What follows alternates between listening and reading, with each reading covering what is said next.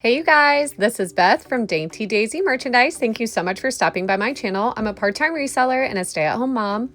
We will begin this week's video with the free monthly giveaway drawing. If you are new to this channel, I do free monthly giveaways, just a way to show my appreciation for all of the support and knowledge you all share on this channel. We chose to do a free shopping spree on me for this month's free monthly giveaway. You all know that includes free shipping, and these giveaways are always free on me. We ended up with 75 likes. Thank you all so much again for participating and for liking these videos. It really does make a difference. And please remember to hit that subscribe button. We will head over to the YouTube comment picker. We will go ahead and paste that URL, scroll down to filter out those duplicate users and do some adding. We ended up with a total of 34 unique comments, and now we will go ahead and start the drawing. A huge congratulations to one of my favorites, Lisa S. Well, Joyzy didn't disappoint. What a variety of beautiful pieces. Thank you for sharing. I always love our morning chats with Lisa. Thank you so much for participating as always, Lisa, and for your continued support. Lisa, you will need to head down to the description below where you can find my email, and I will give you further details on how to receive your free monthly giveaway. And now we will head over to the Goodwill blue box portion of the video.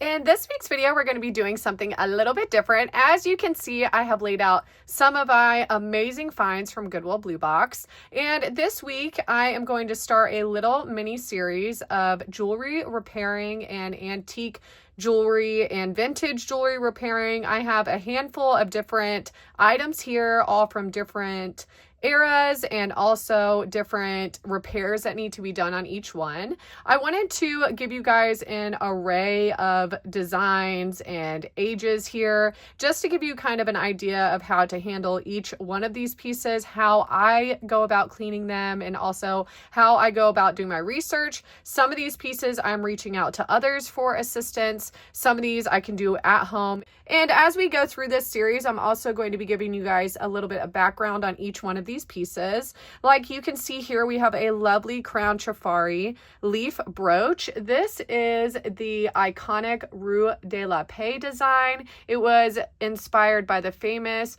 Parisian street, and it's one of these lovely pieces that deserves to be back out on the road, enjoying some sunlight and enjoying showcasing her beautiful rhinestones and vintage inspired looks. I love doing these vintage pieces. I love refurbishing these vintage pieces, and I'm looking forward to kind of giving you guys some historical background on these pieces as well, and giving you guys a little bit of the knowledge that I've learned.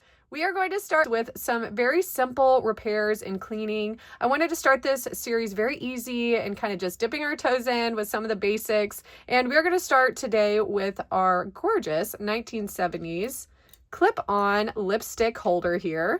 It has a mirror. We've also got some sticky residue there on the front, as you can see. And then we're going to open this up, and the mirror is going to be detached. We are going to be doing some of that cleaning. We're going to re-glue this to the case, and we're going to start again with just some basic, really easy refurbishing techniques and the way that I do it here in my little office. And then next we are going to move over to our Jasper bracelet. It's going to be another one that needs just a little bit of cleaning and some re-gluing. I'm going to show you some of the products that I like to use for that re-gluing. I'm also going to take you guys to my local gem show in part 2, where I will be finding some replacement stones for our lovely Native American piece back here. I always encourage you guys to leave a comment to let me know if you guys have any cleaning tips and tricks.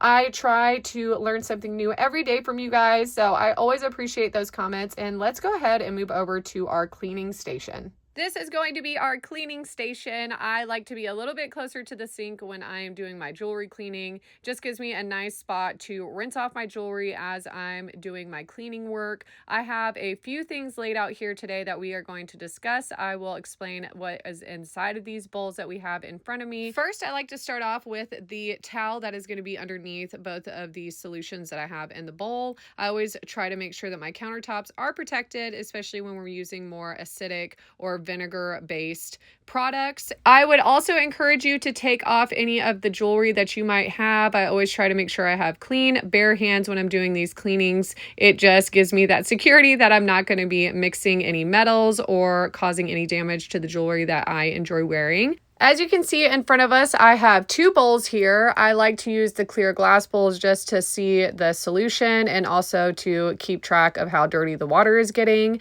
And I started off with some warm soapy water here, very mild soap and just some warm water. You can also do cooler water, but that's what I like to start off with. And then we have a 1-to-2 ratio vinegar to water mixture that I like to use to get some of the stickier things off, such as the glue on the back of this mirror. We also have our two toothbrushes here that I like to keep separate for each solution as I'm cleaning.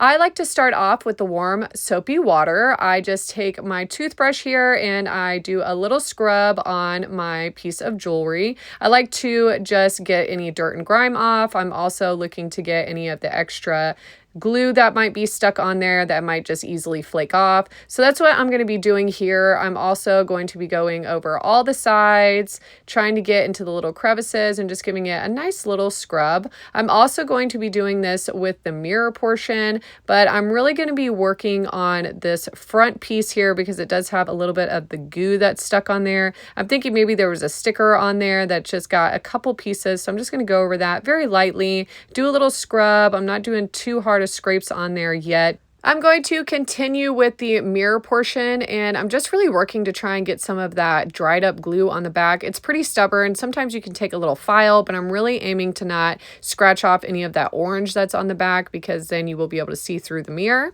We're heading over to the faucet to do some fresh water rinsing. I am going to be really thorough, make sure I get all of that soapy water off of there. I'm going to continue with the mirror portion and just get it nice and rinsed off. I'm going to dry off all of my pieces with my fresh paper towel. I always encourage you to have some kind of drying material that you can wipe down for all of these pieces. You want them nice and dry before you apply any of the products that we will use. I do see a little bit of that sticky residue on there, so I might hit this with some Goo Gone as well. I've used that a few times for my jewelry pieces and it's worked really great. All of these are low-end items and they can be used around the house, so I like to keep them around, and again they help with my jewelry repairs as well. You can see that the glue is coming off a little bit on here, but there's still a little bit of ridging on there, so I'm going to take my vinegar solution. I'm going to dip this Q-tip in there. You can also file these down a little bit, but again I'm really trying to avoid rubbing off that orange backing on there. I'm going to just scrub this down and really kind of work it and see if I can get some of that off. It's not really coming off very much, but that vinegar solution will help get some of that product off. And sometimes that Q-tip just isn't enough for me and I like to take my little brush and really give it a scrape. I would have probably filed this down some, but I did get most of the bigger chunks off, so I'm not too worried about it. I'm going to continue to do that vinegar solution on the front, really working to get those gooey spots. Sometimes I'm using my nail. Again, I would suggest maybe some Goo Gone on this, and I most likely will hit that with some Goo Gone. And you'll see here that I'm just doing some rinsing and some drying and just kind of repeating that process until I'm satisfied with the goo being gone and having that really nice clean surface. Now that I feel satisfied with the lipstick holder, I'm going to move over to the bracelet. This is a wood bracelet, so I'm going to try to be fairly gentle with this. I don't want to take any of the staining off of it. I would encourage you freshening up those solutions, trading them out for some new ones. I did go ahead and dump those and redo the whole solution. So again, soapy warm water, and then we've got our 1-to-2 vinegar-based water solution. So first we're going to start off with our soapy water. I'm going to be working to get the glue off the end there and just get it nice and cleaned up. I want it to be a really nice fresh surface for that re-gluing that will be done, especially for the part that's going to be reinserted into that bracelet portion that's going to have to be glued in. So we're just really giving that a good scrub. I'm going to be repeating the washing, drying, and scrubbing portion of this video. So you will see me scrubbing it some. I will get the fresh paper towel. I'm going to maybe chip some off with my nail just to make sure that there's none of that residue left over, but otherwise it's looking really good. I'm going to give the other side a good once over, just checking and making sure there isn't any extra gluing that needs to be done or any surfaces that really need to be cleaned. I did notice that the bracket is a little bit bent, but not enough to make it not resellable or wearable. I do see a little bit of the glue residue left over, but it should not affect the new glue that I will place in there. I am going to hit this end with some of this vinegar solution with my Q-tip, just trying to rub some of that at the very end. I'm trying not to go over where the bracket will slip over it because I don't want to, again, take any of the staining off, because you do need to be careful with that vinegar base solution. It will take some of that stain off. And as you can see here on the Q-tip, you're going to see that some of it does come off, but it does get the rest of that glue off, which is really important. I really want to work on getting a very clean, even surface there. You can see just a little bit of the staining, but otherwise it came off really well. Again, we're going to do another rinse off, pat dry, and then we should be good to go.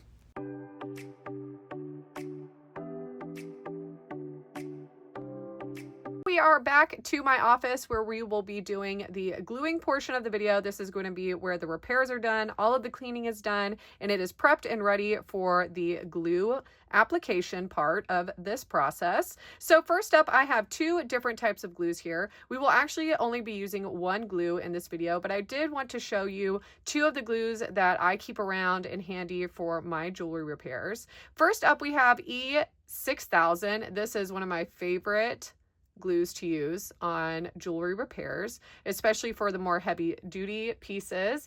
And E6000 can take up to 24 to 72 hours to fully cure. So once I have these glues, I will let them sit and then I will have them back on the market. So I like to give them at least 3 days or so to dry. I try to make sure to really have them secure before I put them back into my shops. So you can have these pieces here in just a couple of days if you're interested in them, but again, really like to make sure that they are cured and ready to go. Next, we have our GS Hypo Cement. It dries significantly faster than our E6000, and it's another one that I fully enjoy using. It has a little bit more of a precision tip. I like to use this more on my textile materials. I keep this handy for my pearl knotting and things of that nature. I try to make sure that I have both of these on hand, and you got to be careful, make sure not to get this on your hands. I'm going to go ahead and set this one to the side. I also have a separate tool here. I have some Q-tips, just again trying to keep that glue off of my hands as much as possible. I have a reusable mat here that I use in all my videos, but this is reusable, so if there is anything that gets on this, I can replace this mat here on the back.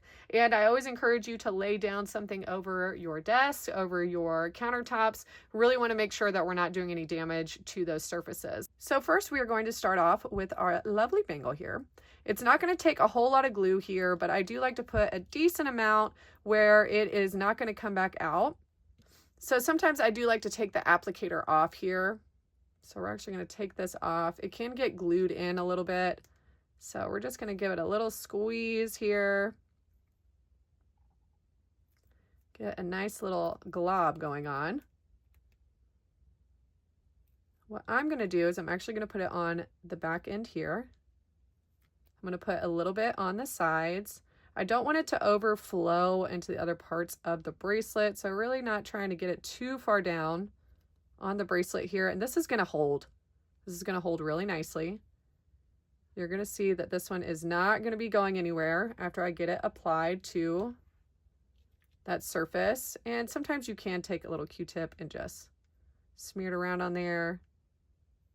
A little bit more even. I don't want to get any of that cotton stuck on there though, so I'm going to be really careful about not getting that stuck on there. Then we're going to just set in there precisely like so. Give it a firm push on there, and then I'm going to take the Q-tip that I have. We're going to wipe off any of that excess that we may have. Trying to make sure that's nice and clean. But that is going to do the trick for that piece. Fairly simple, easy application, and I'm going to let that cure again for about 72 hours to really make sure that we are sturdy and ready to go back on the market. I hate for that to come apart for a customer, but it is not going to go anywhere. Once you get that E6000 cured, and it is not going to budge. So you can actually use this on all kinds of things. I will set this to the side, and this one is ready to go. Now this one is going for about $40 to $50. So I really found that it was important to get this one back on the market. Of course, always trying to earn my money back from those Goodwill blue boxes. And this is a lovely piece that I would love to see have a second life. So if you're interested in any of these pieces, you of course can check out my shops. You're welcome to email me as well. I'm always available on my shop links and my email down in the description below. Now we're going to do the same thing over here for our lipstick holder. I'm going to take my E6000, give it a little squeeze here. I'm going to try and get a pretty nice glob. Again, this is pretty thick, so you're going to get a nice glob here. I'm going to spread it around a little bit, since the surface on there is going to be a little bit more uneven. So I'm going to make sure that I got some nice drops on there.